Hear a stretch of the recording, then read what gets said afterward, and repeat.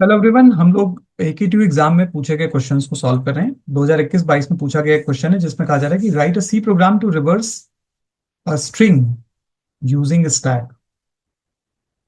सो ये बहुत ही सिंपल सा क्वेश्चन है और बहुत ही ऑब्वियस सी चीज है कि अगर मान लीजिए कि हमारे पास एक स्ट्रिंग है, जैसे स्ट्रिंग का नाम STRING है, तो मुझे इसको रिवर्स करना है। तो स्टैक से अगर मुझे इसको रिवर्स करना है तो मैं इसके जितने भी कैरेक्टर्स हैं उसको वन बाय वन स्टैक में डाल देता हूँ, और उसके बाद फिर मैं पॉप करता हूँ इन कैरेक्टर्स को G, and then again pop करता हूँ N, देन अगेन पॉप करता हूँ I, अगेन पॉप करता हूँ R, अगेन पॉप करता हूँ T, अगेन पॉप करता हूँ S। तो ये जो मुझे स्ट्रिंग मिल रही है वो रिवर्स स्ट्रिंग है। फाइन। तो ये बहुत ही आसान सा क्वेश्चन है जिसमें कि मुझे स्टैक में सारे कैरेक्टर्स को पुश करना है और हम पॉप करेंगे वन बाय वन, और उससे बनने वाली जो स्ट्रिंग होगी वो हमारी रिवर्स स्ट्रिंग होगी। तो इसी प्रोसेस को अप्लाई करते हैं। चूंकि हमें पूरा प्रोग्राम लिखना है तो उसके लिए सबसे पहले मैं एक फंक्शन बना देता हूँ, और वो फंक्शन लेट से है हमारा रिवर्स। लेट से इस रिवर्स में मुझे एक कैरेक्टर एरे गिवन है, सी में है इसलिए हम कैरेक्टर एरे लेंगे। लेट से उस सी में कैरेक्टर एरे का नाम है STR। फाइन। हम सबसे पहले ये कर लेते हैं कि इस स्ट्रिंग में कितने कैरेक्टर से फाइंड कर लेते हैं। तो अगर आप STRLEN फंक्शन में STR को पास कर देंगे तो नंबर ऑफ एलिमेंट्स निकल जाएंगे इस स्ट्रिंग में। हालांकि आप अपने से भी कर सकते हैं, इसको काउंट कर सकते हैं। तो हमने इसमें नंबर ऑफ कैरेक्टर्स फाइंड कर लिया कि इस स्ट्रिंग में कितने हैं। तो एक काम करता हूँ मैं कि इसको डिजाइन करता हूँ। ये मेरी एक स्ट्रिंग है। लेट्स से स्ट्रिंग का नाम है मनी, MONEY, और इसका लास्ट कैरेक्टर नल कैरेक्टर है। इंडेक्स मार्क करते हैं 0 1 2 3 4 एंड 5 इंडेक्स। तो यहाँ पे एन की वैल्यू आएगी 5, क्योंकि इसमें 5 कैरेक्टर्स हैं। मुझे क्या करना है कि जब तक ये स्ट्रिंग नल न हो जाए तब तक मुझे इसके सभी कैरेक्टर्स को स्टैक में डालना है। तो लेट से मेरे पास एक स्टैक है, वो स्टैक का नाम है S, और इस स्टैक में मैं कैरेक्टर्स को पुश करूंगा। तो सबसे पहले मैं स्टैक को इनिशियलाइज कर लेता हूँ। इनिशियलाइज करूंगा तो इसका मतलब क्या है कि इस स्टैक में 0 एलिमेंट्स आ जाएं, ऐसा हम मान रहे हैं। और इसके बाद एक लूप चला के, या ऐसा कर लेते हैं कि एक आई वेरिएबल ले लेते हैं, उसको 0 से इनिशियलाइज कर लेते हैं। और जब तक मेरी स्ट्रिंग में कैरेक्टर्स हैं, while STRI is not equal to null character, तब तक मैं सभी कैरेक्टर्स को स्टैक में पुश कर लेता हूँ। तो we are calling a function push. S stack में STRI को हम पुश कर लेते हैं और I++ कर देते हैं। सारे के सारे कैरेक्टर स्टैक में पुश हो गए। ओके। नेक्स्ट स्टेप पे हम क्या करेंगे, जब हमारा स्टैक बन जाएगा, लेट्स से हमने स्टैक में मनी डाल दिया, लेट्स चेंज की पेन कलर, MONE और वाई स्टैक में डाल दिया। अब हम आई को दोबारा से री इनिशलाइज करते हैं। आई इज इक्वल टू 0, और स्टैक के टॉप से कैरेक्टर निकालेंगे और उसको 0 इंडेक्स पे रिप्लेस कर देंगे। तो यहाँ पे M था, यहाँ पे हम इसको Y से रिप्लेस कर देंगे, और हर एक कैरेक्टर के लिए हम ऐसा ही करेंगे कि रिप्लेसमेंट्स करेंगे। ओके। तो अब हम क्या करते हैं कि while not is empty function एक डिजाइन कर लेंगे, स्टैक S। जब तक स्टैक S एम्प्टी नहीं है तब तक हम क्या करेंगे, स्टैक के टॉप से कैरेक्टर निकालेंगे। तो let's say x is equals to,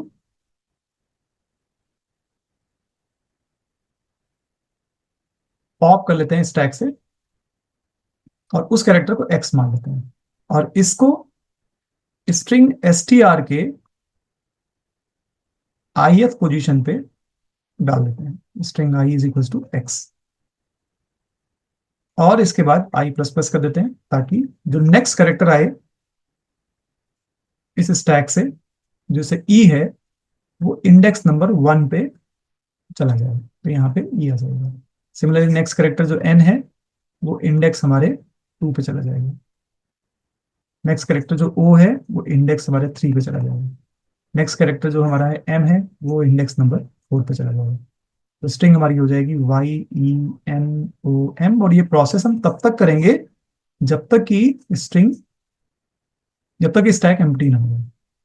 तो जो STR गिवन था उसी में हमने आउटपुट ऑब्टेन कर लिया। फाइन। तो हम रिवर्स कर ले रहे हैं सी स्ट्रिंग को। तो अभी हमने बहुत सारे स्टैक के प्रोसेसेस यूज किए, चूंकि हम प्रोग्राम बना रहे हैं तो हम एक काम करेंगे कि स्टैक के इन सभी प्रोसेसेस को राइट करेंगे। तो चलिए इन प्रोसेसेस को राइट करते हैं। हमने एक स्टैक बनाना है, तो मान लेते हैं कि जो हम स्टैक बना रहे हैं वो स्टैक मेरा एरे से बन रहा है।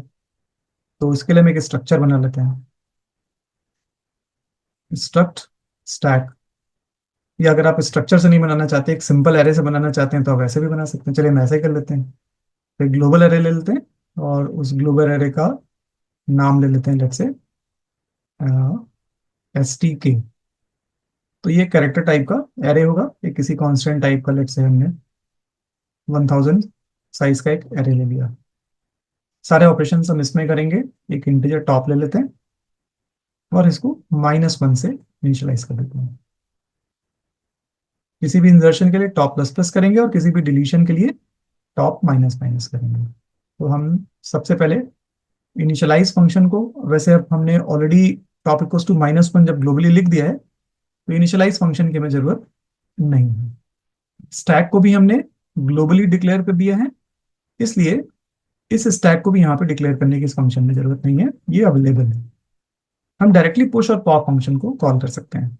चूंकि ग्लोबल अवेलेबल एरे है, इसलिए ये जो एस हमने यहाँ पे लिया है, पुश में या पॉप में या इज एम्प्टी में एज ए पैरामीटर, आप इसको भी हटा दीजिए। ओके,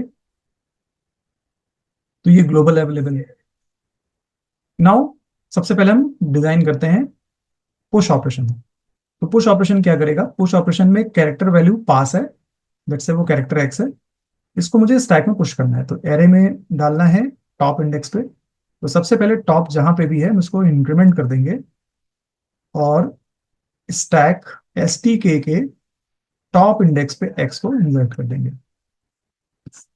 ना इसके बाद हम पॉप ऑपरेशन डिजाइन करते हैं। पॉप क्या करेगा? इस टैग से एक एलिमेंट को रिटर्न करेगा। तो लेट्स से हमने मान लिया कि कैरेक्टर एक्स स्टैक STK के टॉप इंडेक्स पे जो भी वैल्यू प्रेजेंट है उसमें उसको एक्स वेरिएबल में ले लेते हैं और टॉप को डिक्रीमेंट कर देंगे इसके बाद, और इस एक्स को रिटर्न कर देंगे। नेक्स्ट एक फंक्शन है जो कि इज एम्प्टी। इज एम्प्टी हमारा ये चेक करेगा कि क्या स्टैक एम्प्टी है कि नहीं। तो स्टैक तभी एम्प्टी होगा जबकि उसमें 0 एलिमेंट्स होंगे। क्योंकि 0 एलिमेंट तभी होंगे जबकि टॉप इक्वल्स टू -1 होगा। तो सिंपल सी कंडीशन मुझे चेक करना है कि अगर टॉप इज इक्वल्स टू -1 तो रिटर्न ट्रू, मतलब 1, अदरवाइज रिटर्न फॉल्स, मतलब कि 0।